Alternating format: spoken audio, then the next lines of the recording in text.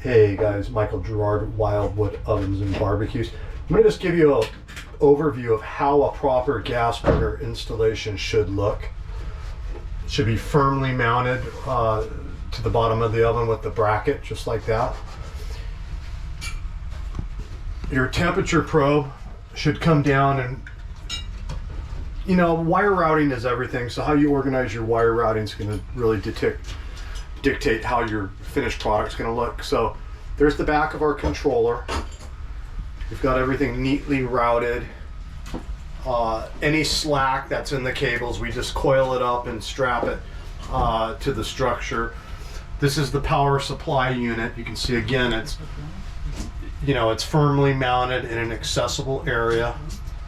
And the power cord just goes over to a 120 volt outlet right there. So the only thing that's waiting is a plumber to come and hook up the gas lines. So there you have it. The proper way to install a gas burner and controller.